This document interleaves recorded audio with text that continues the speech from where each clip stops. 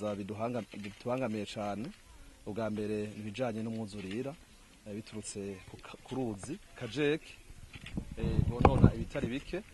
Hanyuma ica kabiri naco ikijanye n'imvura itagwa neza. Ivyo tumaze kubona mu myaka itandukanye nko mu 2016 twararose izi ngorane z'izuba, hamwe n'uyu mwaka naho nyene murana uko imirima isa n'iyumye kubera ko imvura itagwa. Hanyuma ikindi naco nikijanye kumvure n'izi ngwara z'ivyaduka. Murazi ko dusanzwe duhanira ubibe n'igisagara ca Bujumbura ni hafi, hamwe mbere n'igihugu giharanira demokarasi ya Kongo, aho mu minsi yahera abari batewe n'ikiza bitwa Ebola, nayo twari twiyumviye yuko gishobora kudushikira kubera yuko duhana urubibe.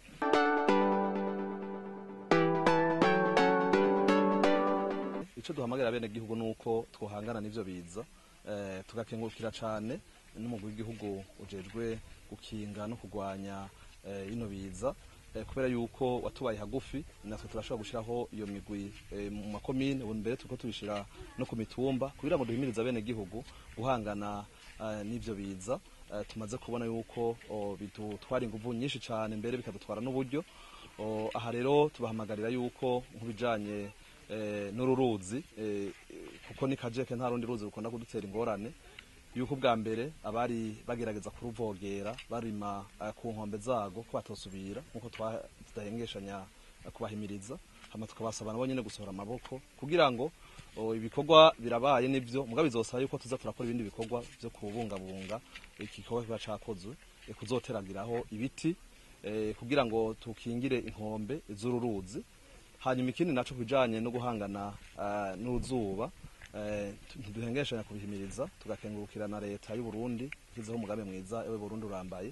Tugashimira abene gihugu bamwe bamaze kubifata mu minwe, kabone yuko ari wo muti wo guhangana n'uruzuba, guteragira ibiti ahashoboka hose, tunabibungabunge.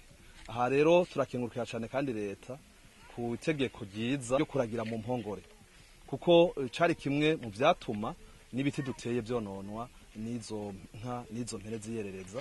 Ico nkavuga nti ni ikintu ciza cane, kuko musanzwe muzi ko muri komine yacu ya Gihanga niyo komine novuga nti mu Burundi yari ifise inka nyinshi, imbere novuga nti n'impene nyinshi zari ziyerereza.